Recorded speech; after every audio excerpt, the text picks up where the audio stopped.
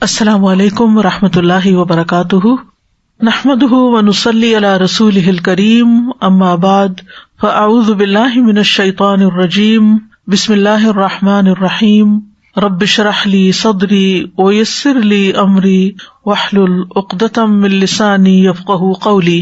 قریب و مجیب پروگرام کے سلسلے میں آج ہم انشاءاللہ جادو سے بچنے کی اور جادو کے علاج کی دعاؤں کے بارے میں پڑھیں گے، اور یہ اس سلسلے کا دوسرا پروگرام ہے۔ پہلا پچھلے ہفتے ہم کر چکے ہیں، تو آئیے شروع کرتے ہیں۔ اور جب میرے بندے آپ سے میرے بارے میں سوال کریں تو کہہ دیجئے کہ بے شک میں قریب ہوں، میں پکارنے والے کی پکار کا جواب دیتا ہوں۔ جب وہ مجھے پکارے تو ان کو چاہیے کہ وہ میرا حکم مانیں اور مجھ پر ایمان رکھیں تاکہ وہ ہدایت پائیں۔ تو اس سے بخشش مانگو، پھر اس کی طرف پلٹ آؤ، یقیناً میرا رب قریب ہے، قبول کرنے والا ہے۔ الحمد للہ حمدا کثیرا طیبا مبارکا فیہ، الحمد للہ عدد ما فی السماء، الحمد للہ عدد ما فی الارض، الحمد للہ عدد ما بینہما، الحمد للہ ملء السماء، الحمد للہ ملء الارض۔ اللہ کے لیے بہت زیادہ اور بہت پاکیزہ حمد ہے، تعریف ہے، اور وہ بابرکت ہے۔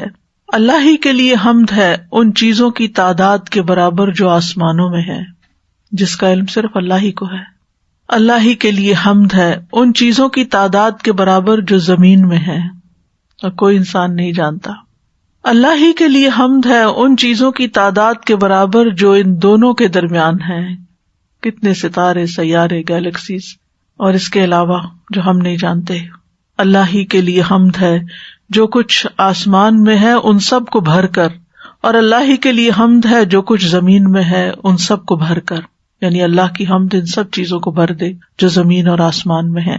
اللہ کی حمد، اللہ سبحانہ تعالیٰ کی تعریف زمین و آسمان کی ہر چیز کر رہی ہے، اس کی حمد کے ساتھ اس کی تسبیح بیان کر رہی ہے۔ خوش قسمت ہیں وہ لوگ جنہیں اس دنیا میں حمد اور اس کا شکر ادا کرنے کی توفیق مل جاتی ہے۔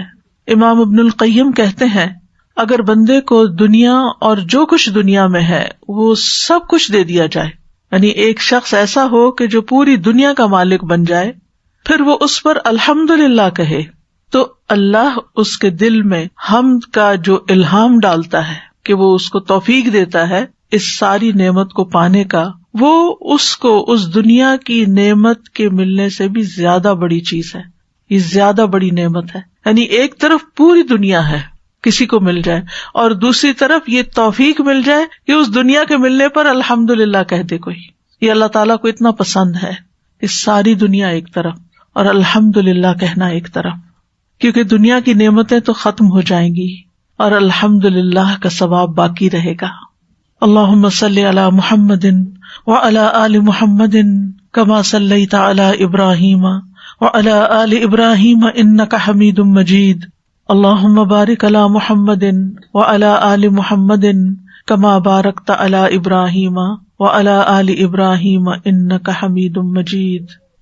جادو کے توڑ کے سلسلے میں جو آیات قرآن مجید سے ہمیں پتہ چلتی ہیں وہ سورۃ یونس کی آیات ہے نمبر 81 اور 82۔ اللہ تعالیٰ کا ارشاد ہے، انہوں نے رسیاں ڈالی تو موسیٰ نے کہا جو تم لائے ہو وہ تو جادو ہے، بے شک اللہ عنقریب اسے باطل کر دے گا۔ بے شک اللہ فساد کرنے والوں کا کام نہیں سنوارتا، اور اللہ حق کو اپنے کلمات سے سچا ثابت کر دیتا ہے اگرچہ مجرم ناپسند کریں۔ ان آیات کا پس منظر کچھ یوں ہے کہ موسیٰ علیہ السلام نے جب فرعون کے سامنے دعوت حق پیش کی اور اس نے انکار کیا، تو پھر کھلے میدان میں آ کر مقابلہ کرنے کی بات ہوئی۔ جب فرعون نے دیکھا کہ موسیٰ علیہ السلام اللہ تعالیٰ کی عبادت کرنے اور اس کی توحید کی دعوت دینے پر مصر ہیں اور باز نہیں آتے، تو سوچا کہ جادو کے ذریعے ان کا کام ختم کیا جائے، ان کو ہرا دیا جائے۔ تو اس نے اپنی قوم سے کہا کہ میرے پاس ہر قسم کے ماہر جادوگر لاؤ، عام جادوگر نہیں لانے، کوئی امیچور جادوگر نہیں۔ ایتونی بکل ساحر علیم، کہ جو اپنے فن کے ماہر ہوں، خوب جانتے ہوں۔ اب جادوگر فرعون کے پاس آ گئے تو موسیٰ علیہ السلام نے ان سے کہا کہ تمہارے پاس جو بھی لاٹھیاں اور رسیاں ہیں، جو جادو تم بنا کے لائے ہو، اس کو زمین پہ پھینکو، دکھاؤ، اب اس کا مظاہرہ کرو۔ جب انہوں نے لاٹھیاں اور رسیاں پھینکی تو وہ لوگوں کو سانپوں کی طرح حرکت کرتی ہوئی نظر آئیں۔ اب آپ سوچیں، ایک نہیں ہزاروں سانپ اگر زمین پر بیک وقت دوڑتے ہوئے نظر آئیں تو انسان کے خوف کا کیا عالم ہوگا۔ اب جو لوگ وہ تماشا دیکھ رہے تھے وہ سب بھی ڈر گئے اور متاثر بھی ہو گئے۔ اس وقت موسیٰ علیہ السلام بھی اپنے دل میں ڈر گئے، لیکن اللہ کے حکم سے جب انہوں نے اس کے مقابلے میں اپنا عصا پھینکا تو اس نے یکا یک ان ساری رسیوں اور لاٹھیوں کو نگل لیا اور ختم کر دیا۔ اس وقت موسیٰ علیہ السلام نے کہا کہ جو کچھ تم لائے ہو، جو تم نے پھینکا ہے، یہ تو جادو ہے، اللہ اس کو ختم کر دے گا، اور اللہ اس شخص کے عمل کی اصلاح نہیں کرتا جو زمین میں فساد پھیلانے کی کوشش کرتا ہے۔ اللہ تعالیٰ حق کو ثابت کرتا ہے جو کہ میں تمہارے پاس اللہ کی طرف سے لایا ہوں، یعنی اللہ کا کلام لے کر آیا ہوں، اور اللہ اپنے کلمات اور اپنے حکم کے ساتھ حق کو باطل پر غالب کر دے گا، چاہے مجرم ناپسند ہی کیوں نہ کریں۔ یعنی فرعون جیسے لوگ حق کو ناپسند ہی کیوں نہ کریں، لیکن آج حق کا بول بالا ہوگا۔ تو بہرحال فلما القوا قال موسیٰ ما جئتم بہ السحر، جب انہوں نے اپنی رسیاں لاٹھیاں پھینک دی تو موسیٰ علیہ السلام نے کہا کہ جو تم لائے ہو یہ تو سحر ہے، یہ جادو ہے۔ تو اس سے یہ پتہ چلتا ہے کہ جادو کا اثر بہرحال انسان پر ہوتا ہے کہ انسان کو چیز کی حقیقت اور ماہیت کچھ اور نظر آنے لگتی ہے جو کہ اصل میں ہوتی نہیں ہے۔ اسی طرح جادو کے وقت جو کلمات یا کوئی منتر ایسے پڑھے جاتے ہیں اس کا اثر بھی انسانی جسم پر ہوتا ہے، اور یہ بیماری کی ایک قسم ہوتی ہے۔ لیکن اس کے مقابلے کے لیے اللہ کا کلام کافی ہے، اور اس کا توڑ بھی اللہ کے کلام کے ساتھ ہی کرنا چاہیے۔ اسی لیے انہوں نے فرمایا ان اللہ سیبطلہ، یقیناً اللہ اس کو ضرور باطل کر دے گا، اس کو ختم کر دے گا، یعنی کلی طور پر مٹا دے گا، کیونکہ یہ خیال نہیں تھا، یہ ایک حقیقت تھی، حق تھا۔ اور باطل جو ہے اس کا کوئی سر پیر نہیں ہوتا، وہ تو جانے ہی کے لیے ہوتا ہے، اسے تو جانا ہی ہوتا ہے، وہ زمین میں یا کسی بھی جگہ پر جم نہیں سکتا۔ وقتی طور پر اس کا اثر ہوتا ہے لیکن وہ راسخ نہیں ہوتا۔ اور موسیٰ علیہ السلام کا یہ پورا یقین تھا، اور یقین کے ساتھ انہوں نے یہ بات کہی کہ اللہ تعالیٰ اس کو باطل کر دے گا، کیونکہ انہیں وحی کے ذریعے یہ بتا دیا گیا تھا کہ اللہ سبحانہ تعالیٰ کی مدد آئے گی اور یہ سارا ختم ہو جائے گا۔ تو اس سے یہ پتہ چلتا ہے کہ کلام اللہ کا پڑھنے والا جتنی یقین اور کنوکشن کے ساتھ کوئی کلام پڑھے گا جادو کے توڑ کے لیے، اتنی ہی زیادہ اس کی تاثیر ہوگی۔ ان اللہ لا یصلح عمل المفسدین، بے شک اللہ مفسدین کے عمل کی اصلاح نہیں کرتا، یعنی فسادیوں کی اصلاح نہیں کرتا۔ یعنی سب سے پہلے تو جادوگر ہے، اور اس کے بعد جو بھی لوگ زمین میں فساد کریں، جو بھی لوگ بگاڑ پیدا کریں، اللہ تعالیٰ ان کا حق پر ہونا ثابت نہیں کرتا، ان کا فساد معلوم ہو ہی جاتا ہے۔ وَيُحِقُّ اللَّهُ الْحَقَّ بِكَلِمَاتِهِ، اور اللہ اپنے کلمات، اپنے کلام کے ذریعے حق کو سچا ثابت کر دیتا ہے۔ وَلَوْ كَرِهَ الْمُجْرِمُونَ، خواہ مجرم اس کو ناپسند کریں۔ ابن ابی سلیم کہتے ہیں، یعنی انہیں یہ روایت پہنچی کہ اللہ تعالیٰ کے اذن کے ساتھ ان آیات میں شفا ہے، یعنی اگر کسی کو یہ شک ہو کہ اس پر جادو ہوا ہے تو ان آیات کو پڑھنا چاہیے، ان میں شفا ہے۔ آپ ایک برتن میں پانی لیں، اس پر سورۃ یونس کی یہ آیت پڑھیں، پھر اس پانی کو جادو زدہ شخص کے سر پر بہا دیں، یعنی اس کو اس سے نہلا دیں، تو اس سے اس کا توڑ ہو جائے گا۔ تو یہ جو آیات ابھی پڑھی گئی سورۃ یونس کی، ان سے یہ پتہ چلتا ہے کہ جادو کا سیکھنا اور سکھانا جو ہے ایک باطل کام ہے، حرام کام ہے۔ پھر یہ کہ جادوگر جو ہے وہ زمین میں فساد برپا کرتا ہے، گھروں کو بگاڑتا ہے، انسانوں کو تکلیف دیتا ہے۔ پھر یہ کہ حق کو ثابت کرنے کے لیے دشمن کا مقابلہ کرنا جائز ہے۔ پھر یہ بات بھی پتہ چلتی ہے کہ فساد کا انجام تباہی اور بربادی ہی ہوتا ہے، اور جب بھی حق باطل کے مقابلے میں کھڑا ہوتا ہے تو حق فتح یاب ہوتا ہے اور باطل بالآخر مٹ جاتا ہے۔ اسی مضمون سے ملتی جلتی ایک اور آیت ہے جو سورۃ طٰہٰ میں آتی ہے، وَأَلْقِ مَا فِي يَمِينِكَ تَلْقَفْ مَا صَنَعُوا إِنَّمَا صَنَعُوا كَيْدُ سَاحِرٍ وَلَا يُفْلِحُ السَّاحِرُ حَيْثُ أَتَىٰ، اور اسے ڈال دو جو تمہارے دائیں ہاتھ میں ہے، وہ نگل جائے گا جو کچھ انہوں نے بنایا ہے، بے شک جو کچھ انہوں نے بنایا ہے وہ ایک جادوگر کی چال ہے، اور جادوگر فلاح نہیں پا سکتا جہاں کہیں سے وہ آئے، جہاں سے بھی آئے وہ کامیاب نہیں ہو سکتا۔ یہ یقین ہونا چاہیے دل میں۔ یہ موسیٰ علیہ السلام سے اللہ تعالیٰ فرما رہے ہیں القی، پھینک دو، ڈال دو، کیا ما فی یمینک جو تمہارے دائیں ہاتھ میں، کیا عصا جو اللہ تعالیٰ نے موسیٰ علیہ السلام کو ایک معجزے کے طور پر عطا کیا تھا، تلقف نگل جائے گا، ہڑپ کر لے گا، یعنی تیز رفتاری کے ساتھ وہ اس کو نگلتا چلا جائے گا، مہارت کے ساتھ اس کو پکڑ لے گا، ما صنعوا جو انہوں نے جادو بنا رکھا ہے، انما صنعوا کید ساحر، یہ تو ساحر کا کرتب ہے، ساحر کی چال ہے جو کچھ انہوں نے دکھایا ہے۔ اس کا تعلق حقیقت سے نہیں، اس کا تعلق فریب نظر سے ہے، یعنی جادوگر جو کرتا ہے وہ نظر کو دھوکہ دیتا ہے، چیز کی ماہیت نہیں بدلتی، وہ رسی اصل میں سانپ نہیں بنی تھی، یہ صرف ایسا کلام پڑھا تھا انہوں نے کہ جس سے دیکھنے والوں کی نگاہ کو دھوکا ہو گیا تھا، وہ رسیوں کو سانپ سمجھ رہے تھے۔ انما صنعوا کید ساحر ولا یفلح الساحر حیث اتی، اور یہ عمومی بات کی گئی کہ ساحر کہیں سے بھی آئے کامیاب نہیں ہو سکتا، اس کے مقابلے میں اللہ کا کلام جو ہے وہ حق ہے، جو اس ساحر کی چال کو ختم کرنے کے لیے کافی ہے۔ لیکن بات یہ ہے کہ قرآن مجید تو سارے کا سارا ہی شفا ہے، وَنُنَزِّلُ مِنَ الْقُرْآنِ مَا هُوَ شِفَاءٌ وَرَحْمَةٌ، ہم قرآن میں وہ چیز اتارتے ہیں جو شفا اور رحمت ہے۔ لیکن ہر انسان کا مزاج الگ ہوتا ہے، کسی پہ کوئی آیت اثر کرتی ہے، کسی کو کوئی آیت فائدہ دیتی۔ کچھ لوگ ہوتے ہیں ان کو کسی خاص پیغمبر کا ذکر جب آتا ہے تو ان کا دل پگھلنے لگتا ہے، کسی خاص پیغمبر کا ذکر آتا ہے تو ان کے اندر ایک طاقت آنے لگتی ہے، عیسیٰ علیہ السلام کا ذکر آتا ہے تو کیفیت اور طرح ہوتی ہے، موسیٰ علیہ السلام کا ذکر آتا ہے کیفیت اور طرح ہوتی ہے، نوح علیہ السلام کا ذکر آتا ہے تو کیفیت اور طرح ہوتی ہے۔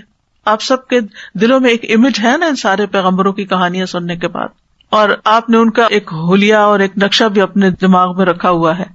تو جب ان کا ذکر آتا ہے تو انسان کا دل اور انسان کی روح جو ہے ایک مختلف طرح ریئیکٹ کرتی ہے، اس لیے کسی پر کسی طرح کا دم اثر کر جاتا ہے، کسی پر کسی طرح کا دم اثر کر جاتا ہے، یعنی اس میں بہت ورائٹی ہے، ضروری نہیں ہوتا کہ ایک ہی دم سب کو فائدہ دے۔ تو یہ رقیہ کرنے والے پر ہوتا ہے کہ وہ مریض کی حالت دیکھ کر، اس کی کیفیت کو دیکھ کر آیات کا چناؤ کرتا ہے، اور وہ ایک کے بعد ایک چیز پڑھتا جاتا ہے جو اللہ تعالیٰ اس کے دل میں ڈالتا ہے، اور پھر اس کو شفا ہو جاتی ہے۔ عام طور پر جب ہم سنتے ہیں کسی کے بارے میں کہ اس پہ جادو کا اثر ہو گیا تو ہم کہتے ہیں سورۃ البقرہ پڑھو۔ سورۃ البقرہ بچاؤ کا ذریعہ تو ہے، لیکن سورۃ البقرہ کا پڑھنا ضروری نہیں کہ اس سے علاج بھی ہو جائے سارا۔ بعض لوگوں کو پورا پورا قرآن مجید پڑھنا پڑتا ہے۔ کچھ عرصہ پہلے کسی کا تجربہ تھا، وہ جو بھی اس قسم کی بیماری میں مبتلا ہوتا تھا اس کو کہتے تھے کہ تم 3 دن میں پورا قرآن ختم کرو، 10 پارے روز، اور اگر کوئی شخص بیمار ہوتا تو اس کے بعد اس کو قے شروع ہو جاتی، اس کے اندر سے ایسی چیزیں برآمد ہونے لگتی کہ جس کے بعد شفا ہو جاتی۔ تو بعض لوگوں کو پورا قرآن پڑھنے کی ضرورت ہوتی ہے اور بار بار قرآن سننے کی ضرورت ہوتی ہے، اور آپ نے دیکھا ہوگا کہ بہت سے لوگ سورۃ الرحمن سے شفا پا جاتے ہیں۔ اس کا ایکسپیرینس تو بہت لوگوں نے کیا ہے، کیونکہ اس میں رحمان کی رحمت کا ذکر ہے، رحمان کی نعمتوں اور عنایتوں کا ذکر ہے کہ رحمان نے کیا کچھ بنایا ہمارے لیے، اور ہم ان نعمتوں کو جھٹلا نہیں سکتے۔ تو جادو میں بھی کلمات ہوتے ہیں، اور اس کے مقابلے میں علاج میں بھی قرآن کے جو کلمات ہوتے ہیں وہ انسان کو فائدہ دیتے ہیں۔ بہرحال میں تھوڑا سا مختصراً جادو کی حقیقت پر بھی بات کروں گی۔ جادو ایک نفسیاتی اثر ہوتا ہے، انسان کے جسم پر انسان کی سوچ بہت اثر انداز ہوتی ہے۔ اگر آپ ہر وقت کوئی منفی بات سوچتے رہیں، پریشانی کی بات سوچتے رہیں، تو آپ کے چہرے پر پریشانی کے اثرات نظر آنے لگتے ہیں۔ اگر آپ دل سے خوش ہوں تو آپ کے چہرے پر ایک خوشی نظر آنے لگتی ہے۔ اگر آپ کو کوئی غم لاحق ہے تو وہ بھی آپ پر نظر آتا ہے۔ آپ اللہ تعالیٰ پر ایمان رکھتے ہیں، یقین رکھتے ہیں، تو آپ کی آنکھوں میں اور طرح کا کانفیڈینس اور چمک ہوتی ہے، ایک اور طرح کی روشنی ہوتی ہے۔ اور اگر آپ اللہ تعالیٰ کی رحمت سے مایوس ہیں یا اللہ پر ایمان نہیں رکھتے تو آپ کی آنکھیں خالی خالی ہوں گی، اور طرح کے اثر ہوگا اس میں۔ یعنی صرف مختلف لوگوں کی شکل دیکھ کر آپ پہچان سکتے ہیں کون خوش ہے، کون رنجیدہ ہے، کون کیسا ہے۔ کیوں؟ اس لیے کہ وہ ان کے خیالات کا عکس ہوتا ہے، یعنی ہمارا چہرہ جو ہوتا ہے وہ ہمارے خیالات کا آئینہ ہوتا ہے، جو ہمارے دل پر گزر رہی ہوتی ہے وہ ہمارے چہرے پر بھی آ رہا ہوتا ہے۔ تو جادو میں بھی ایسی ہی چیزوں سے مدد لی جاتی ہے کہ جو انسان کے نفس سے گزر کر اس کے جسم کو متاثر کر دیتی ہیں۔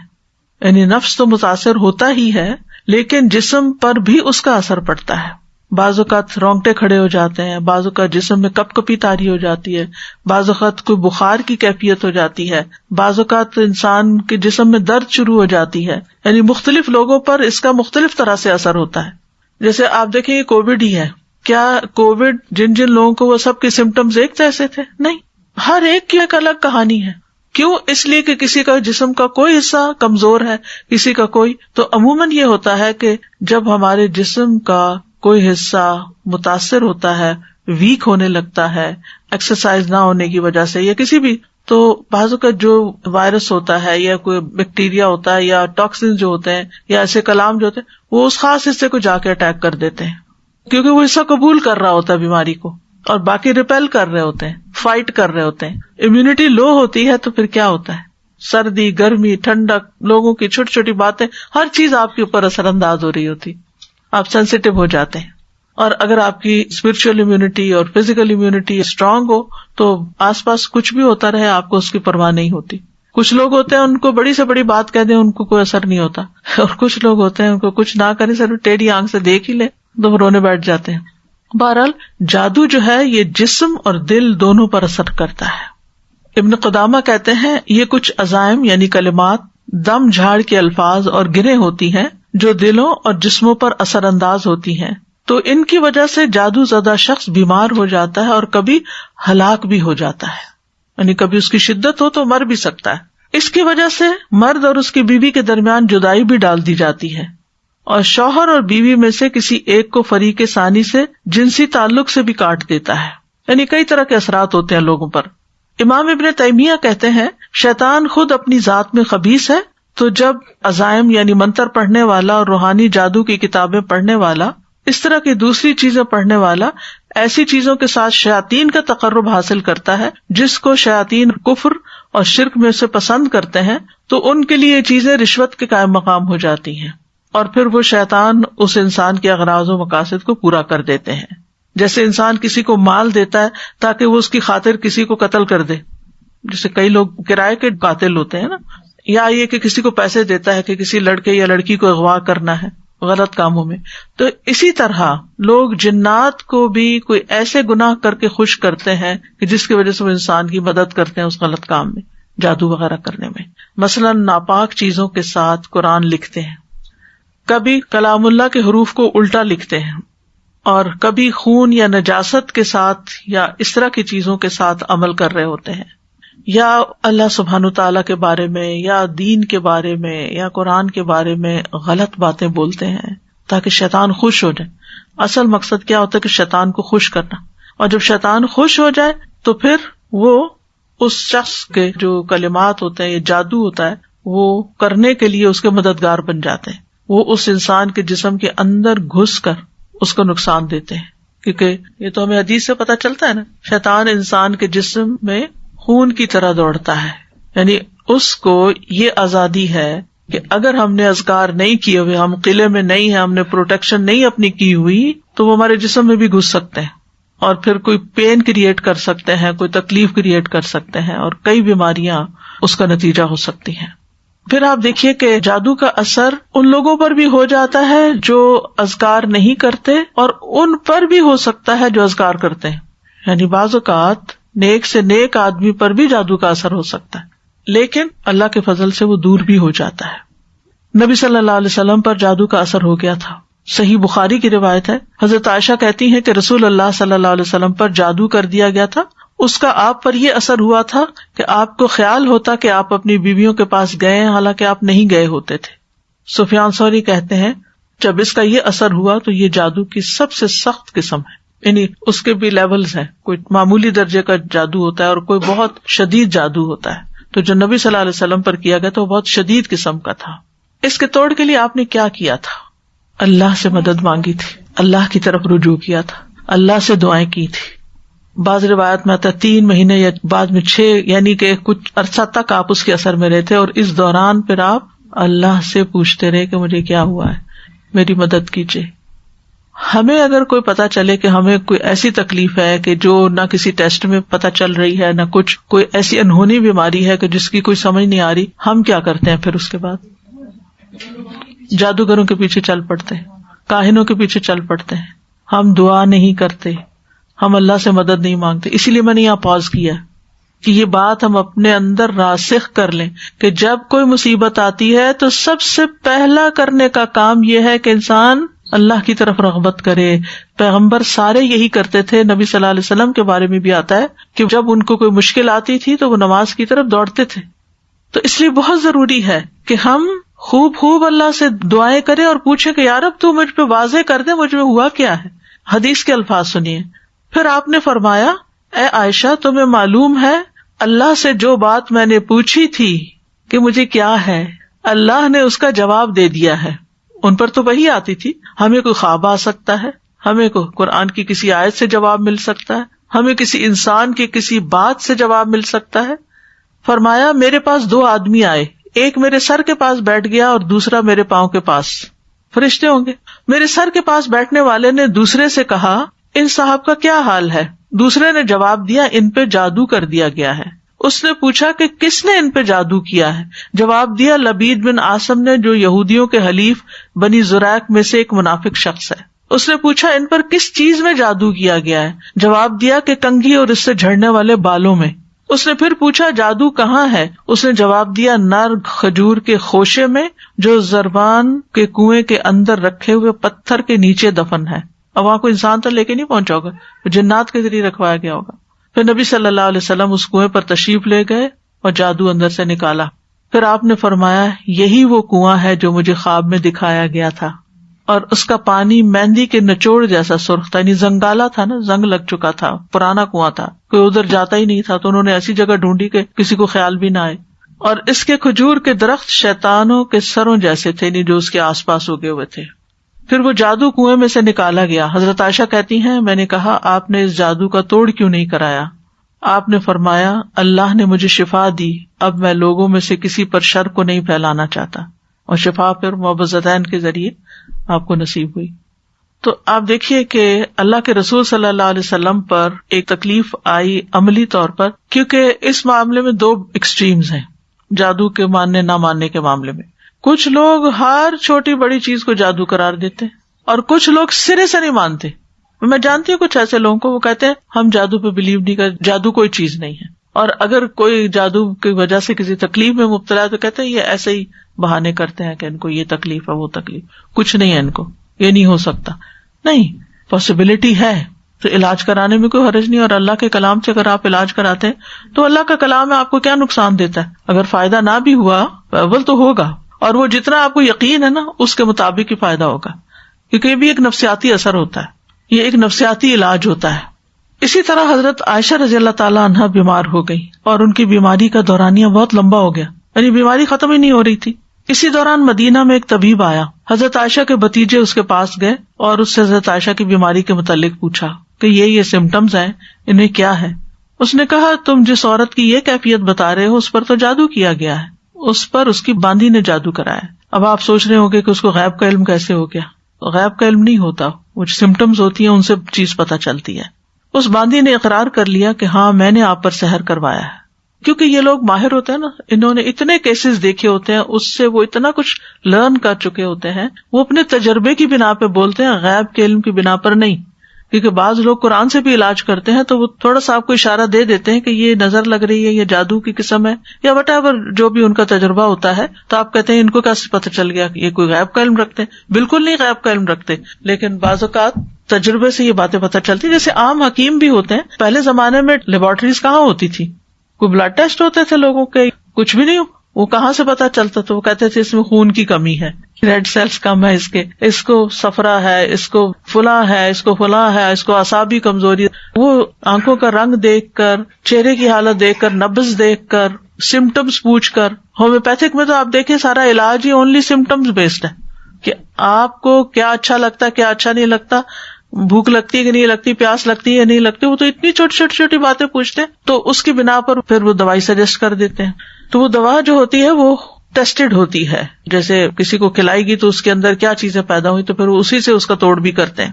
تو بہرحال اس باندھی نے اقرار کر لیا اور کہا میں نے آپ پہ سحر کیا، میں چاہتی تھی کہ آپ فوت ہو جائیں تو میں آزاد ہو جاؤں، کیونکہ حضرت عائشہ نے اس سے کہہ رکھا تھا کہ میرے مرنے کے بعد تم آزاد ہو جاؤ گی.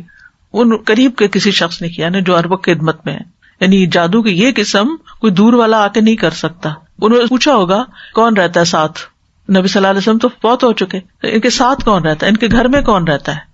تو یعنی کہ وہ جادو کی جو سمٹم, جو بیماری کی سمٹمز ہوتی ہیں نا, اس سے وہ اندازہ لگا لیتے ہیں کہ کس درجے کا جادو ہے, سخت ہے یا ہلکا ہے, یا کوئی قریب والا کر سکتا ہے یا دور والا کر سکتا ہے. تو وہ بتایا گیا ہوگا کہ گھر میں فلاں ہے, تو کہا کہ اسی کا کام ہے, اور پھر اس سے پوچھا گیا تو بات بھی سچ نکلی. حضرت عائشہ نے حقیقت سامنے جب آئی تو فرمایا, اس باندی کو عرب میں سب سے طاقتور لوگوں کے ہاتھ بیچ دو اور اس کی قیمت اس جیسی ایک باندی پر خرچ کر دو, یعنی کسی کو دے دو. بہرحال جادو کرنا جو ہے ہمارے دین میں حرام ہے اور اس کو کفر بھی کہا گیا ہے. اہل کتاب جو تھے وہ اللہ کی کتاب چھوڑ کر جادو کے پیچھے پڑ گئے تھے, وہ جادو اور شیطان پر ایمان رکھتے تھے. بہرحال جادو کرنا جو ہے, اس کے بارے میں حدیث میں آتا ہے کہ 7 گناہ جو ہیں وہ ہلاک کرنے والے ہیں, اور ان میں سے ایک جادو سیکھنا. نبی صلی اللہ علیہ وسلم نے فرمایا, تباہ کرنے والی چیزوں سے بچو, اللہ کے ساتھ شرک کرنے اور جادو کرنے کرانے سے. رسول اللہ صلی اللہ علیہ وسلم نے یہ بھی فرمایا کہ جادو کرنے اور کروانے والا ہم میں سے نہیں, یعنی اس کا اسلام سے کوئی تعلق نہیں, یعنی مسلمان یہ کام نہیں کر سکتا. پھر اسی طرح علم نجوم کو بھی جادو کی ایک قسم قرار دیا گیا. رسول اللہ صلی اللہ علیہ وسلم نے فرمایا, جس شخص نے علم نجوم میں سے کچھ حاصل کیا اس نے جادو کا ایک حصہ سیکھ لیا, جتنا زیادہ سیکھے گا اتنا ہی زیادہ جادو میں مبتلا ہوگا.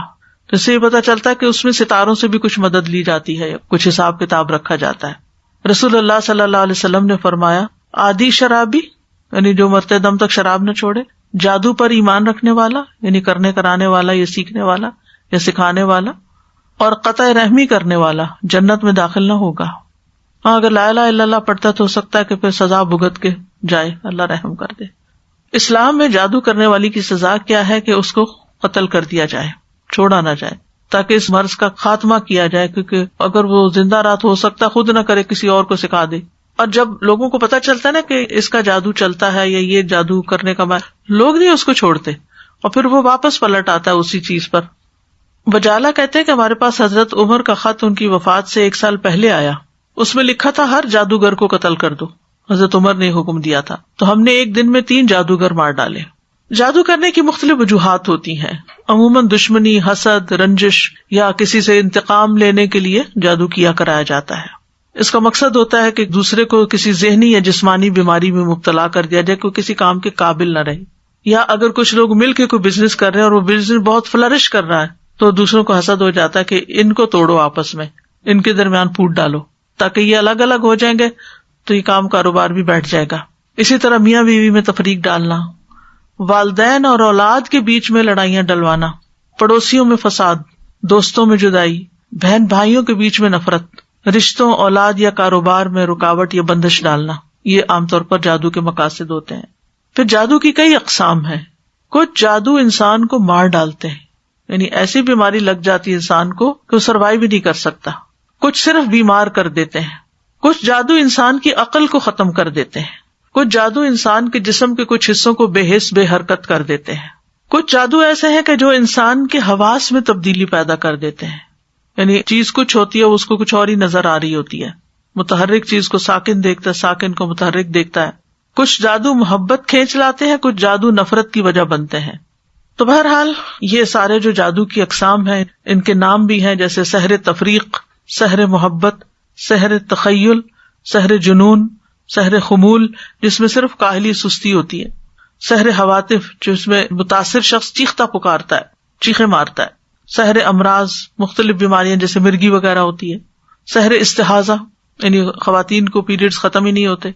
پھر جادو کی علامات بعض آہستہ آہستہ شروع ہوتی ہیں, بعض ایک دم اسٹرانگ آتی ہیں, جیسے سستی, گھبراہٹ, خاموشی, تنہائی کی عادت, کسی سے نہیں ملنا, کسی سے بات نہیں کرنی, ذہنی انتشار, حد سے زیادہ چڑچڑا پن, ذرا سی بات پہ بھڑک اٹھنا, کسی کام میں دل نہ لگنا, نماز روزہ عبادت چھوڑ دینا, بغیر کسی بیماری اور وجہ کے سر چکرانا, ڈراؤنے خواب آنا, خواب میں بھی رونا, چیخنا, چلانا, خون کے چھینٹے اور کپڑوں کو کٹا ہوا پانا, خامد بیوی کے درمیان آپس میں کوئی کشش محسوس نہ کرنا, بغیر کسی وجہ کے رشتہ داروں کا آپس کے معاملات میں بگاڑ ہو جانا, یعنی ایک دوسرے سے ملنا جلنا چھوڑ دینا.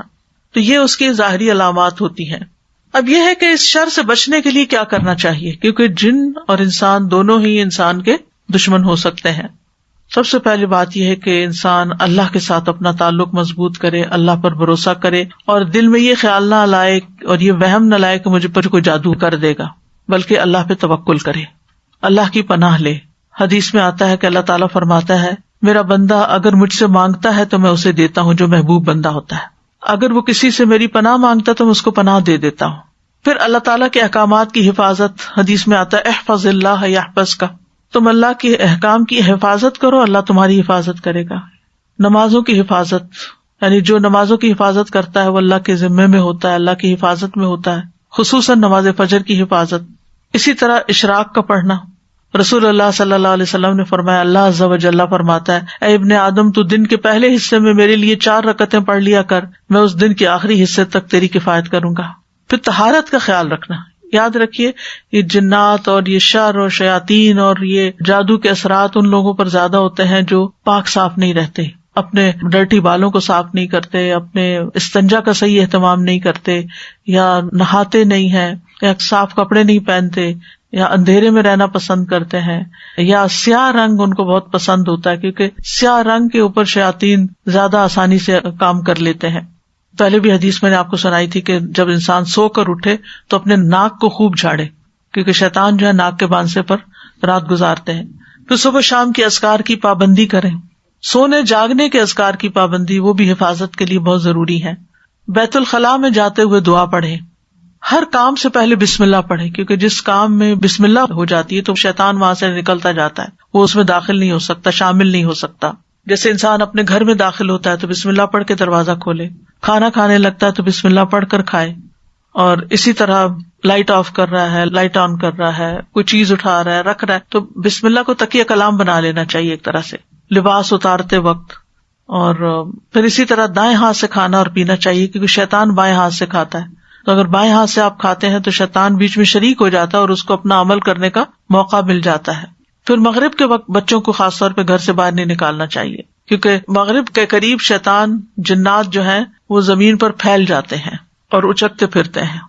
اب اس کا علاج کیسے کرنا چاہیے؟ سب سے پہلے یہ ہے کہ انسان قرآن سے علاج کرے، قرآن شفا ہے، نافع علاج ہے۔ قل هو للذین آمنوا ھدی وشفاء، کہہ دیجیے یہ ان لوگوں کے لیے جو ایمان لائے ہدایت اور شفا ہے۔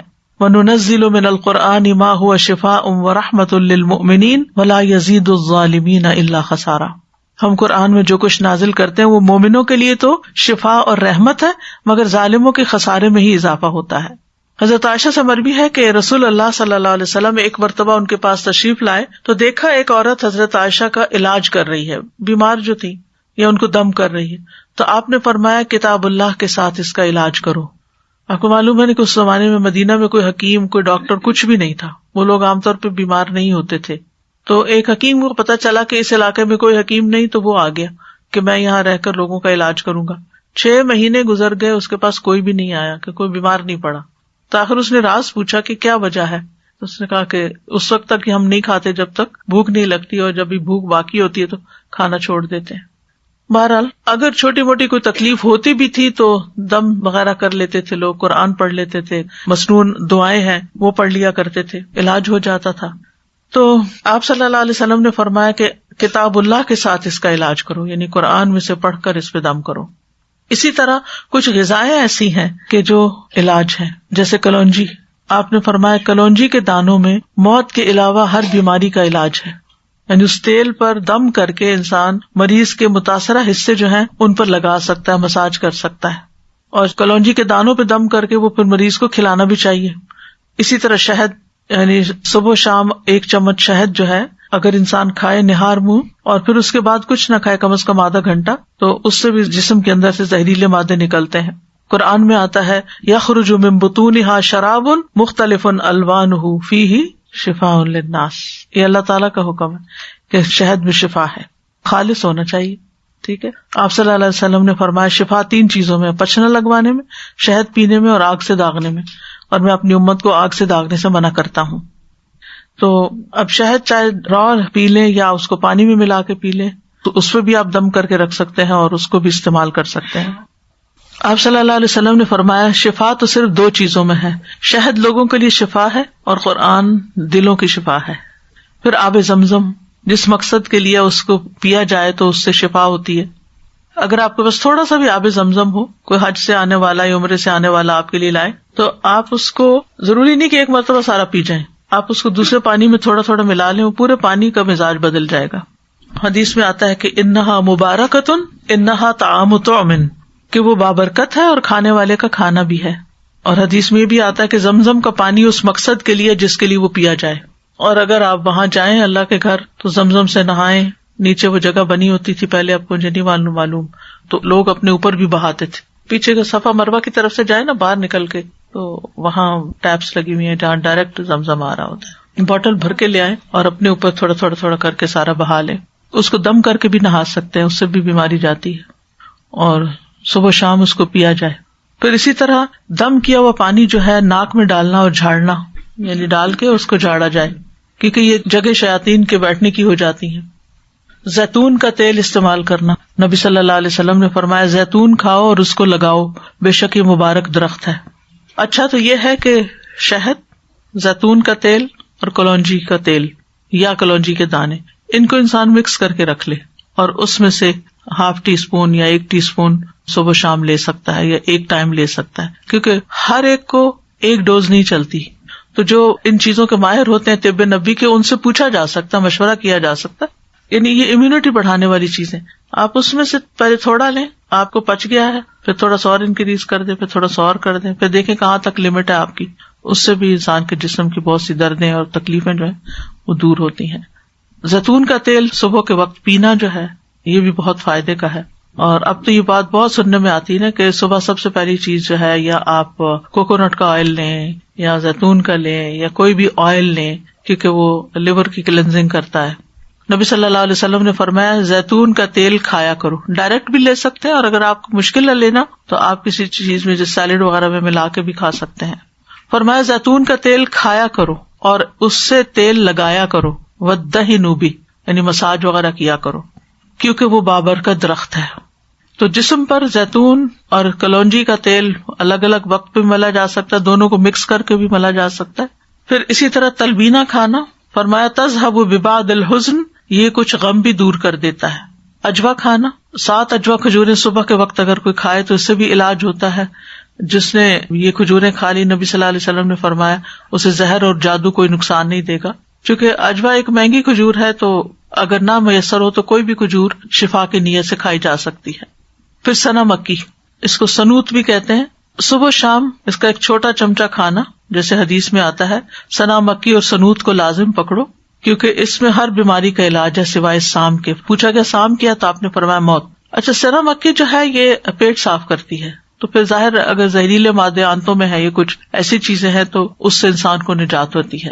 پھر ہجامہ، آپ نے فرمایا اگر تمہاری دواؤں میں کسی میں بھلائی ہے تو پچنا لگوانے میں یا شہد پینے اور آگ سے داغنے میں، اگر وہ مرض کے مطابق ہو، اور میں آگ سے داغنے کو پسند نہیں کرتا.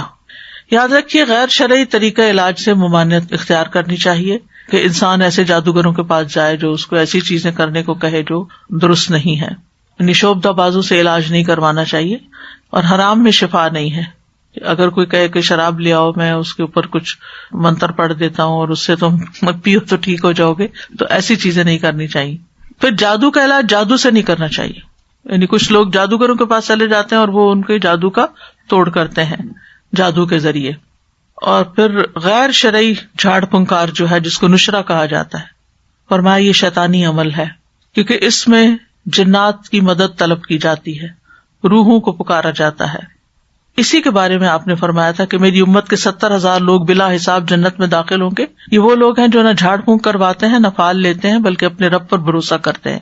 تو یہ غیر شرعی جو نشرہ جو ہے یا غیر شرعی دم کے بارے میں ہے. جو شرعی دم ہے سورۃ فاتحہ پڑھ کر یا ویسے قرآن پڑھ کر کسی کے اوپر جھاڑنا پھونکنا، اس سے منع نہیں ہے. اور مثلا شیطان کو بگانے کا طریقہ آپ نے کیا بتایا کہ اعوذ باللہ السمیع العلیم من الشیطان الرجیم من ہمزہ ونفخہ ونفثہ پڑھ کر فتکارا جائے، پھونک ماری جائے جس میں تھوڑی لعاب بھی ہو، تو یہ بھی تو جھاڑ ہو گئی. خود نبی صلی اللہ علیہ وسلم جب بیمار تھے تو اپنے ہاتھوں پر معوذتین پڑھ کر پھونک مار کر سارے جسم کے اوپر اپنے ہاتھ پھیرتے تھے. جب کسی مریض کے پاس جاتے تو اس کے اوپر ہاتھ پھیر کر اس کے اوپر اللہ کا ذکر پڑھتے. یہی رقیہ ہوتا ہے، یہی دم ہوتا ہے.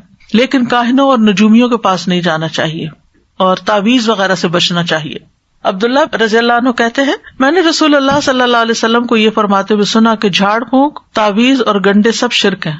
جو صحیح والی جھاڑ پھونک ہے وہ منع نہیں ہے، جو نشرہ ہے اس کی بات ہو رہی ہے.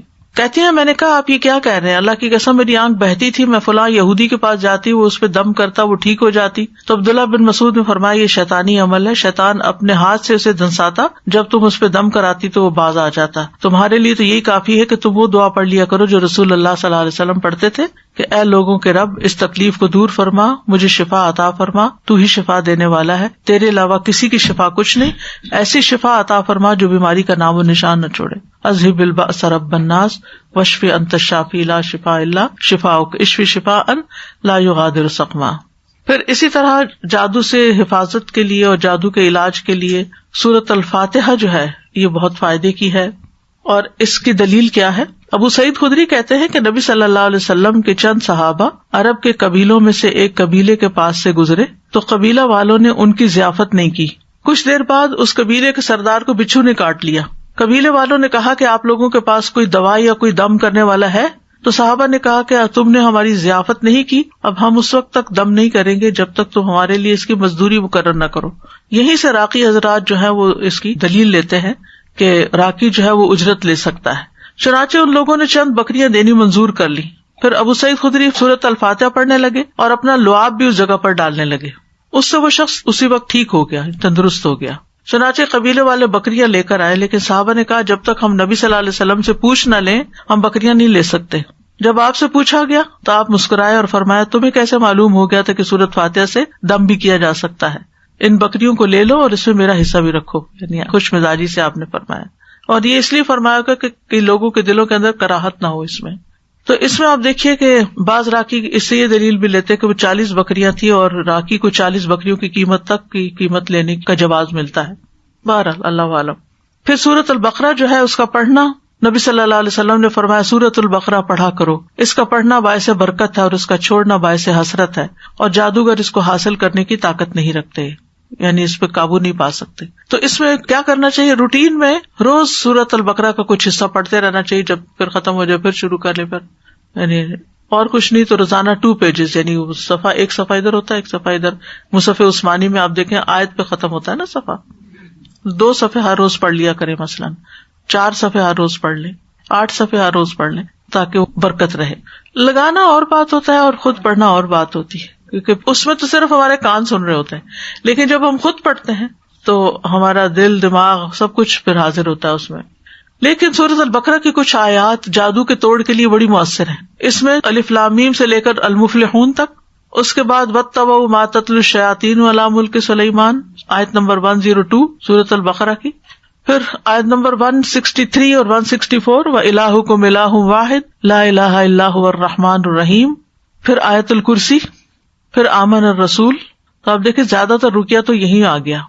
رسول اللہ صلی اللہ علیہ وسلم نے فرمایا اللہ تعالیٰ نے زمین و آسمان کی تخلیق سے 2000 سال قبل کتاب لکھی تھی، اس میں سے 2 آیتیں نازل کر کے ان سے سورۃ البقرہ کا اختتام کیا گیا. لہٰذا جس گھر میں 3 راتوں تک سورۃ بقرہ کی آخری 2 آیتیں پڑھی جائیں گی شیطان اس کے قریب نہیں آئے گا، یعنی پھر وہ جادو وغیرہ کا اثر نہیں ہوگا انشاءاللہ. دیگر قرآنی آیات بھی ہیں جیسے سورۃ آل عمران کی آیت نمبر 18 اور 19 شہد اللہ انہ لا الہ الا ہو، اس میں بھی توحید کی بات ہے. پھر سورۃ الاعراف آیت 54 سے 56 تک ان ربکم اللہ الذی خلق السماوات والارض فی 6 ایام، اور آیت 56 ہے ولا تفسدوا فی الارض بعد اصلاحها. پھر سورۃ الاعراف کی آیت نمبر 117 سے لے کر 122 تک وأوحینا الی موسیٰ ان الق عصاک فاذا ہی تلقف ما یأفکون، جو آج لیکچر کے شروع میں آیات آپ نے سنی 117 سے 122 تک. پھر سورۃ یونس آیت 81 سے 82 فلما القوا قال موسیٰ ما جئتم بہ السحر ان اللہ سیبطلہ ان اللہ لا یصلح عمل المفسدین ویحق اللہ الحق بکلماتہ ولو کرہ المجرمون. پھر سورۃ طٰہٰ کی آیت وَأَلْقِ مَا فِي يَمِينِكَ تَلْقَفْ مَا صَنَعُوا إِنَّمَا صَنَعُوا كَيْدُ سَاحِرٍ وَلَا يُفْلِحُ السَّاحِرُ حَيْثُ أَتَىٰ. پھر سورۃ المؤمنون کی آیت ہے أَفَحَسِبْتُمْ أَنَّمَا خَلَقْنَاكُمْ عَبَثًا وَأَنَّكُمْ إِلَيْنَا لَا تُرْجَعُونَ فَتَعَالَى اللَّهُ الْمَلِكُ الْحَقُّ لَا إِلَٰهَ إِلَّا هُوَ رَبُّ الْعَرْشِ الْكَرِيمُ یہ آگے بھی ہے انت خیر الراحمین تک. المؤمنون کی آیت نمبر 115 سے لے کر 118 تک، 115 سے 118 یہ سورۃ المؤمنون. اور سورۃ طٰہٰ کی آیت نمبر ہے 69 69 اور یونس کی ہے 81 اور 82. پھر سورۃ صافات پہلی 10 آیتیں، پھر سورۃ الاحقاف 29 سے 33 تک، پھر سورۃ الرحمن 33 سے 36 تک، پھر سورۃ الحشر 21 سے 24 تک، یعنی آخری آیتیں جو ہے نا، لو انزلنا ھذا القرآن علی جبل. پھر اس کے بعد سورۃ التغابن آیت 14 سے 16 تک، پھر ہے سورۃ الجن آیت نمبر 1 سے 9 تک، پھر معوذات قل ھو اللہ احد، قل اعوذ برب الفلق، قل اعوذ برب الناس، پھر کچھ مسنون دعائیں بھی ہیں.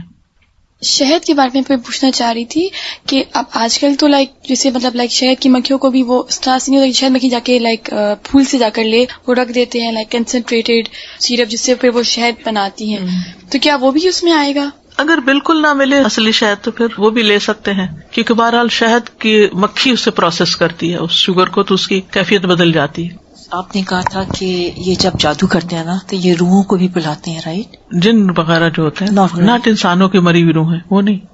سازا ایک سوال پوچھنا تھا کہ اگر کسی کے اوپر جیسے جادو کا اثر ہو لیکن اس کو نہیں اندازہ کہ اس کے اوپر اثر ہے، اس کو اس کے اثرات محسوس ہو رہے ہیں، کوئی بیماری میں مبتلا ہو گیا، کسی پریشانی میں، اب وہ اس پریشانی کو دور کرنے کے لیے ذکر اذکار، نماز، روزہ جو بھی اپنے طور سے کر رہا ہے، تو کیا ضروری ہے کہ وہ علاج کا سوچ کے ہی جادو کا علاج کیا جائے، یا وہ اپنے جو نارمل اپنے یعنی ذکر اذکار میں بھی اضافہ کر دیتا ہے تو اس سے بھی اس کا علاج توڑ ہو سکتا ہے؟ اس سے بھی توڑ ہو سکتا ہے، ضروری نہیں کہ وہ یہ سوچ کے کرے کہ مجھ پہ جادو ہوا ہوا تو میں جادو کا توڑ کر رہا ہوں.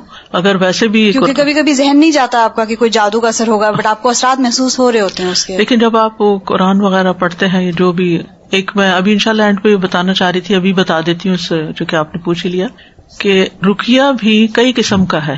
طویل رقیہ بھی ہے جو گھنٹہ بھر کا رقیہ ہے، اور مختصر بھی ہے جس میں وہ میں کارڈ لانا بھول گئی تھی، سبز رنگ کا کارڈ ہے، شفا کی آیات، اس کے آگے یہ دعائیں بھی ہیں جو ابھی میں بولنے والی ہوں، اور آیات بھی. آیات میں کیا سورۃ الفاتحہ ہے، البقرہ کا پہلا یعنی المفلحون تک ہے، پھر آیت الکرسی ہے، آمن الرسول ہے، معوذات ہے، قل ھو اللہ، اور وہ یہ بھی اتنا مؤثر ہے کہ اگر آپ کو کوئی شک ہے اس طرح کا، یا کوئی دوائی وغیرہ اثر نہیں کر رہی، یا آپ تھکے تھکے محسوس کرتے ہیں، تو آپ اپنے ہی ہاتھ پر پڑھ کے سورۃ فاتحہ اس طرح کر کے اپنے پورے جسم پر پھیر کے اپنے آپ کو جھاڑیں، پھر اس کے بعد سورۃ البقرہ کا پہلا رکوع پڑھ کے پھر جھاڑیں، پھر اسی طرح یعنی ہر جو آیت ہے سورۃ البقرہ ہی کے اور پھر معوذات ہر دفعہ پڑھ کے جھاڑیں. آپ یقین کریں اگر آپ نے کیا نا تو آپ پہلے سے لازم بہتر محسوس کریں گے.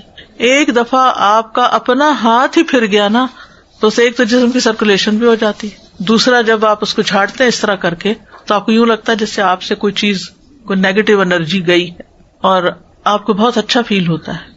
یہ تو کبھی کبھار ایسا کر ہی لینا چاہیے، لیکن بعض اوقات یہ ہوتا ہے کہ آپ کی اتنی اسپرٹس لو ہیں کہ کچھ لوگ پڑھ ہی نہیں سکتے، یا کچھ لوگ پڑھتے ہیں بس وہ بے یقینی کے ساتھ پڑھتے ہیں، آدھا دل سے پڑھا آدھا نہیں پڑھا. تو آپ دیکھیں جب ہم بیمار بھی ہوتے ہیں نا تو سب سے پہلے کیا کرتے ہیں، ہم ٹوٹکے کرتے ہیں، گھر میں کرتے ہیں نا، چائے پی، لونگ والی چائے پی لو، ادرک والی چائے پی لو، ٹیبلٹ کھا لو، پین کلر لے لو، سوپ لے لو، یخنی پی لو، وغیرہ وغیرہ، یہ کام کرتے ہیں. اور جب نہیں کام چلتا پھر کیا کرتے ہیں، پھر ڈاکٹر کے پاس جاتے ہیں. تو بعض کا ڈاکٹر وہی چیز آپ کو بتا رہا ہوتا ہے جو آپ خود بھی کر رہے تھے. کس چیز کا فرق پڑتا ہے، پہلے آپ یقین سے نہیں کر رہے تھے، پہلے آپ بس تکے بازی کر رہے تھے نا کہ شاید اس سے ہو جائے، شاید، لیکن اب کیا نہیں، ڈاکٹر نے بتایا اب تو یہ فائدہ دے گا ہی مجھے، یعنی ایک اور طرح کی فیلنگ آتی ہے. اسی طرح ایک بات آپ کسی ایک عام انسان کے منہ سے سنتے ہیں تو آپ پر اثر نہیں ہوتا، وہی بات ایک اسکالر یقین کے ساتھ کہتا ہے تو آپ اس کو پکڑ لیتے ہیں. یعنی کہنے والے کے کہنے سے بھی بڑا فرق پڑتا ہے، ڈائریکشن مل جاتی ہے ایک. اور پھر یاد رکھیے اس میں انسان کی نفسیات انوالوڈ ہے، انسان کی سوچ کا بڑا عمل دخل ہے، انسان کی جو کیفیات ہیں ان کا بڑا عمل دخل ہے. آپ نے دیکھا ہوگا کہ کچھ لوگوں کے پاس آپ تھوڑی دیر بیٹھ جائے تو آپ ایک فریش فیل کرنے لگتے ہیں. اب مثال کے طور پر جو سائیکیٹرسٹ ہوتے ہیں وہ باتیں ہی تو کرتے ہیں، تو آپ باتوں سے کیوں ٹھیک ہو جاتے ہیں؟ کیونکہ وہ ایسی باتیں کرتے ہیں کہ جو ایک سینس بناتی ہیں. پھر آپ کے اپنے جو کنفیوژن دور ہونے لگتے ہیں، آپ اپنے آپ کو انالائز کرنے لگتے ہیں، پھر آپ اتنا بڑا پہاڑ جو بنایا ہوا ہوتا ہے وہ بالکل چھوٹا سا بنایا جاتا ہے. کہ ہاں یہ تو کچھ بھی نہیں تھا، میں نے کیوں اس کو اتنا ہوا بنایا ہوا تھا، میں اس چیز سے کیوں ڈر رہی تھی. تو بعض اوقات انسان جو چیز سوچتا رہتا ہے نا وہی ہونے بھی لگتی ہے. اللہ جانتا ہے اس کے پیچھے کیا حکمت ہے. جب ہم ایک بات سوچے جاتے تو وہ چیزیں. آج ہی میں سن رہی تھی کسی نے کہا کہ یہ بات ریسرچ بیسڈ ہے، یعنی صرف ایسی نہیں ہے. وہ کہتے ہیں کہ جو لوگ تیز گاڑی چلاتے ہیں ان کے ایکسیڈنٹس کم ہوتے ہیں بنسبت ان لوگوں کے جو ڈرے رہتے ہیں اور کہتے ہیں کہیں میں ایکسیڈنٹ نہ کر دوں. وہ زیادہ ایکسیڈنٹ کرتے ہیں. کانفیڈینس نہیں ہوتا. تو یہ جو یقین ہے نا یہ بڑی دولت ہے. جو کانفیڈینس ہے یہ بڑی دولت ہے. کسی انسان پر آپ کا اعتماد ہو تو اس کی چھوٹی سی بات بھی آپ کو لگ جاتی ہے، اور اگر کسی پر نہیں تو وہ بڑی بات بھی آپ کو سمجھائے تو آپ کہتے ہیں بس یہ تو باتیں ہی کرتا ہے، اس کی کیا بات ہے. یقین نہیں آتا آپ کو اس پر. آپ دیکھیے ہمارا دین تو بنیاد ہی ایمان پر ہے. اللہ پر ایمان لاؤ، رسول پر ایمان لاؤ. رسول پر ایمان لاتے ہیں تو ان کی ہر بات کو ہم سنت سمجھ کے، ثواب سمجھ کے، ریچول سمجھ کے کرنا شروع کر دیتے ہیں، اور بعد میں ہمیں پتا چلتا ہے اس کا تو یہ اور یہ فائدہ تھا اور ہم پہلے سے ہی کر رہے ہوتے ہیں. اس علاج میں یہ بات ضرور ذہن میں رکھیے، یقین کی بات. تو چند مسنون دعائیں ہیں، میں یہ بتا دوں ایک دفعہ. اور یہ جو کارڈ میں آپ کو بتا رہی تھی آیات شفا کا، یہ ایکچولی میں نے خود بہت چیزیں دیکھ کے پھر اس نظریے کے ساتھ اس کو میں نے بنوایا تھا کہ دیکھنے میں بھی چھوٹا، اٹھانے میں بھی، بیگ میں بھی رکھ سکیں، اور مختصر ہو اور اوتھینٹک ہو. تو اس میں یہ جو میں اس وقت آپ کو بتا رہی ہوں وہی دعائیں ہیں. اگر آپ اپنی نماز کی جگہ پہ رکھ لیں یا کہیں بھی جہاں آپ کی نظر پڑتی ہو، یا کوئی بیمار ہو اس پہ جا کے پڑھ کے اس پہ دم بھی کر سکتے ہیں، یا اس کو دے سکتے ہیں، وہ اپنے لیے خود بھی پڑھ سکتا ہے. اسی طرح یہ کتاب ہے جادو، حقیقت اور علاج. اس میں کافی ڈیٹیل ہے. اگر انسان حقیقت معلوم کر لے تو پھر خوف زیادہ نہ ہو، اس سے نکل آئے اور یہ یقین رکھے کہ میں ٹھیک ہو جاؤں گا. یعنی جب بیمار کو یہ ہوتا کہ میں نے ٹھیک کوئی نہیں ہونا. جیسے وہ ایک بوڑھے کے بخار ہو گیا تھا تو آپ نے اس کو جب سمجھایا تو اس نے کہا کہ نہیں یہ تو مجھے قبر میں اتار کے ہی چھوڑے گا. تو آپ نے کہا پھر ٹھیک ہے. تو سوچ سے بھی بہت تعلق ہوتا ہے چیزوں. پازیٹو سوچیں ہمیشہ. ایک اور دعا، اعوذ بکلمات اللہ التامات التی لا یجاوزہن بر ولا فاجر من شر ما خلق وذرأ وبرأ ومن شر ما ينزل من السماء ومن شر ما يعرج فيها ومن شر ما ذرأ في الأرض ومن شر ما يخرج منها ومن شر فتن الليل والنهار ومن شر كل طارق إلا طارق يطرق بخير يا رحمن. میں اللہ کے کامل کلمات کے ساتھ پناہ پکڑتا ہوں جن سے آگے نہ تو کوئی نیک اور نہ ہی کوئی برا شخص بڑھ سکتا ہے. ہر اس چیز کے شر سے جس کو اس نے بنایا، پیدا کیا اور پھیلایا، ہر اس چیز کے شر سے جو آسمان سے اترتی ہے، اور اس چیز کے شر سے جو اس میں چڑھتی ہے، اور اس چیز کے شر سے جسے اس نے زمین میں پیدا کیا، اور اس چیز کے شر سے جو اس سے نکلتا ہے، اور رات اور دن کے فتنوں کے شر سے، اور رات کو آنے والے کے شر سے، سوائے اس کے جو خیر کے ساتھ آئے، اے رحم فرمانے والے. یہ جو ہے جبریل علیہ السلام کی سکھائی ہوئی دعا ہے. ٹھیک ہے. ابو تیاح کہتے ہیں ایک آدمی نے عبد الرحمن بن خنبش سے پوچھا کہ رسول اللہ صلی اللہ علیہ وسلم نے اس وقت کیا کیا جب ان کے پاس شیاطین آئے. انہوں نے کہا شیاطین مختلف وادیوں گھاٹیوں سے اتر کر آپ کے پاس آئے، اور ان میں سے ایک شیطان کے ساتھ آگ کا شعلہ تھا جس کا ارادہ یہ تھا کہ وہ رسول اللہ صلی اللہ علیہ وسلم کو جلا دے. یعنی اتنے ڈھیر آ گئے، لیکن وہ مروب ہو گیا، خود ہی پیچھے ہٹنے لگا. اتنی دیر میں جبریل آپ کے پاس آئے اور کہنے لگے اے محمد کہیے. آپ نے پوچھا کیا کہوں؟ انہوں نے کہا آپ کہیے یہ دعا، یہ پڑھیے. یعنی اگر ڈھیروں شیطان بھی آپ کے پیچھے لگ جائیں تو اس دعا سے بھاگ جائیں گے انشاءاللہ. اور اس میں پناہ لی گئی ہے اللہ کے سارے کلمات سے، سب کتابوں یعنی قرآن اور اس کے علاوہ بھی جو کچھ ہے. اور پھر ہر چیز کے شر سے، جو اوپر سے آئے، جو نیچے سے جائے، رات کا شر، دن کا، ہر قسم کا شر، اور ہر طرح کے فتنے اور ہر طرح کے حادثے جو رات کو آئیں یا دن کو آئیں. تو یہ دعا بہت فائدے کی ہے، صبح شام کی دعاؤں میں آپ شامل کر سکتے ہیں.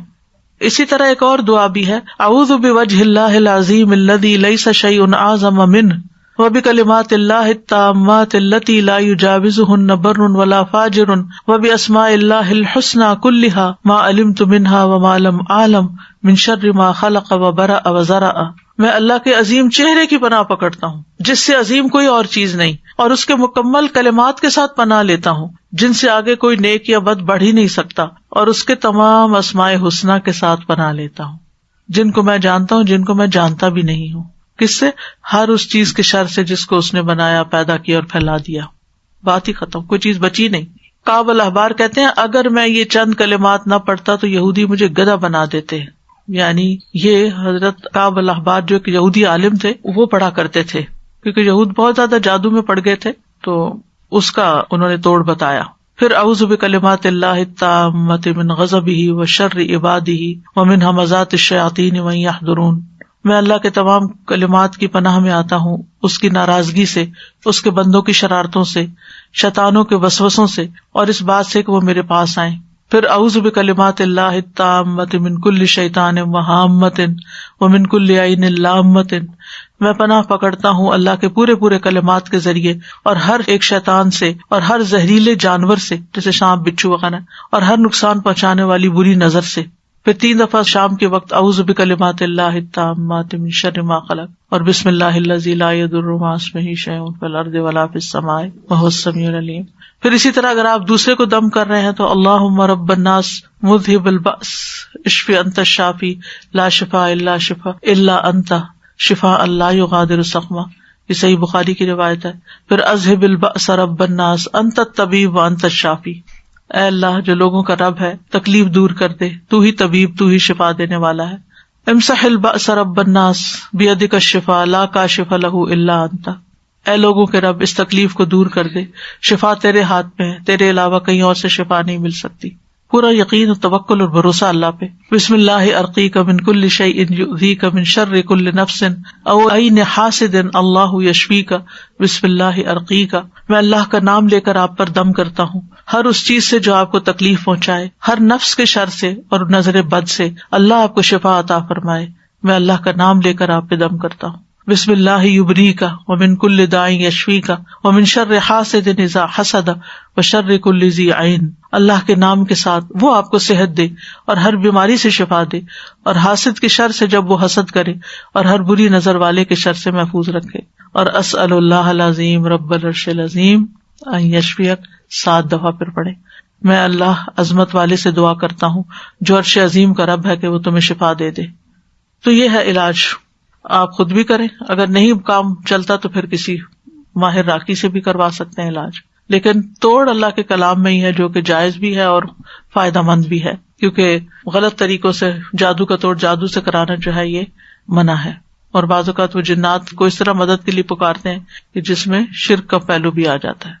اچھا ایک بات یہ کہ جب آپ علاج کرا رہے ہو نا تو کسی سے ذکر بھی نہ کریں، کیونکہ شیاطین پھر اور ہوشیار ہو جاتے ہیں اور مزید اٹیک شروع کر دیتے ہیں بعض اوقات. سادہ جی میں ایک سے بس پوچھ رہی تھی کہ نظر بد اور جادو سیم تھنگ ہے یا ڈفرینٹ ہے؟ نظر بد جادو الگ ہے، نظر بد الگ ہے. علاج ایک ہی ہے تقریباً. السلام علیکم. جی وعلیکم السلام. میں تھوڑا سا لمبی بات کروں گی، ہو سکتا ہو جائے، لیکن یہ کہ یقین کے لیے سب کو میں آج ہی کا تازہ اپنا واقعہ سنانا چاہتی ہوں. جی سنائیے. میں انگلینڈ سے آئی ہوئی ہوں یہاں پر تو وزٹ کے لیے، تو آج میں آپ سے ملنے کے لیے آ رہی تھی. تو 2-3 دن سے میں یہ پروگرام بنا رہی تھی بہن کے ساتھ کہ مجھے لے چلو. تو میں ساتھ ہی اپنے اندر فیصلہ کر رہی تھی، کسی سے کوئی بات نہیں کی، کیونکہ 15 میں اسلام آباد گئی تھی آپ کے ادارے میں کورس کرنے کے لیے. تو میں وہاں 2-3 ماہ رہی ہوں، تو تقریباً 3 سپارے ہمارے ہو گئے تھے. لیکن یہ ہے کہ اچانک یہ ایک دن نا میرے ساتھ واقعہ پیش آیا کہ میں وہاں ٹوائلٹ میں گئی ہوں، تو وہاں پر نا مجھے جیسے ہی اپنے ہی یونیفارم میں ایک لڑکی نظر آئی ہے سامنے. تو اس نے مجھ سے سٹاپ کرا کے تو پوچھا ہے، تو کہتی ہے کہ آنٹی آپ سارے ایگزام دے رہی ہیں؟ تو میں نے اس کی طرف دیکھا ہے تو اس کی آنکھوں میں نا کچھ یعنی کہ عجیب چیز نظر آئی ہے. تو میں چونکہ کلاس چھوڑ کے آئی تھی، میں جلدی میں تھی، میں نے رکی نہیں اور اس چیز پہ میں نے بادر ہی نہیں کی، تو میں واپس چلی گئی اس کو یہ کہہ کے کہ جی میں دے رہی ہوں ایگزام. لیکن نیکسٹ ڈے سے ہی میرا پیٹ ایسے خراب ہوا کہ میری وہ دوبارہ علاج ہو ہی نہیں سکا. 3 ویک میں میرا 11 کلو سے زیادہ ویٹ کم ہو گیا. جہاں بھی میں گئی جو چیز بھی اندر کچھ جا ہی نہیں رہا تھا، یہاں تک کہ ڈاکٹر نے پھر مجھے یہی کہہ دیا کہ آپ واپس چلی جائیں، یہاں کا پانی آپ کو سوٹ نہیں کیا. میں اور میری بیٹی دونوں ہم تھے وہاں پر. تو بہت دکھ تھا میری بیٹی کو بھی چھوڑ کے آنے کا، مجھے بھی، کہ بہت کوششوں کے بعد میں گئی تھی وہاں یہ کرنے. بہرحال میں واپس آ گئی. مختصر یہاں آ کے ہی بیٹی نے تو اللہ کا شکر ہے کہ کر لیا، آن لائن کر لیا، تو اس کا کمپلیٹ ہو گیا، میں نہیں کر سکی. پھر اس کے بعد چھوٹی موٹی یہ بقرہ وغیرہ اور عمران سورت کی میں نے کورس کیے، لیکن وہ میرا نہیں ہو سکا. میں نے اس چیز پہ کوئی توجہ نہیں دی تھی. لیکن کچھ عرصہ سے میں یہ فیل کر رہی ہوں کہ تب سے مجھے ایسے لگتا تھا کہ میرے برین پہ جیسے ایک ڈھکن بند کر دیا جاتا ہے، میں وہ میمورائز نہیں کر پا رہی قرآن جیسے میں پہلے کرتی تھی. تو میں نے نہیں کیا، لیکن یہ اب کچھ وہم سا کہہ لیں، میں نے اس کو وہم ہی سمجھا، اور میں نے یعنی کہ نا یہ سوچنا شروع کیا کہ وہ کیا تھا وہ مجھے ہر دفعہ پنچ کرتا تھا کہ وہ لڑکی، اس کی آنکھیں، وہ کیا تھا اور وہ کون تھا. تو اب میں کچھ وہم میں آئی تو میں نے سوچا کہ میں آپ سے ذکر کروں گی اس چیز کا کہ شاید مجھے کچھ ایسا اثر ہے کہ اس کے علاج کا. لیکن نظر بھی ہو سکتی ہے کیونکہ آپ کی ایج زیادہ تھی عام بچیوں سے، تو انہوں کو اچھا آپ پڑھ رہی ہیں، آپ کس پارے ہو رہے ہیں، اسی وجہ سے میں کیونکہ شور نہیں تھی تو، لیکن یہ میں نے سوچا آپ سے ذکر کر کے آپ سے پوچھوں گی. لیکن آج صبح جب میں نماز کے بعد بیٹھی تو مجھے یہی آپ جو حدیث سنا رہی ہیں یاد آئی کہ وہ 70,000 جو کہ نہ جھاڑ پونچھ کرتے نہ کچھ. تو میں نے فیصلہ کیا کہ نہیں، میں نہیں ذکر کروں گی، میں اللہ ہی سے وہ دعائیں کروں گی. جی سب سے پہلا کام یہی کرنا چاہیے کہ اللہ کی طرف رجوع کرنا چاہیے، اور پھر اللہ تعالیٰ ہی گائیڈ کر دیتا ہے. لیکن میں اب اللہ کا اتنا شکر کر رہی ہوں، اتنا شکر کر رہی ہوں کہ وہ کیسے دلوں کو جانتا ہے کہ مجھے آج نہیں پتا تھا کون سی کلاس ہے، مجھے نہیں پتا تھا یہاں کیا درس ہوگا کیا نہیں ہوگا، مجھے نہیں پتا تھا کہ میرا علاج ہی اللہ تعالیٰ آج مجھے دکھا دیں گے. میں اس کی شکر گزار ہوں. ہمارا کل کا ٹاپک جو ہے وہ نظر بد سے متعلق ہے، نظر بد کا علاج جو ہے. ٹھیک ہے، آج کے لیے اتنا ہی کافی ہے. وآخر دعوانا ان الحمد للہ رب العالمین. سبحانک اللہم وبحمدک، اشہد ان لا الہ الا انت، استغفرک واتوب الیک. السلام علیکم ورحمۃ اللہ وبرکاتہ.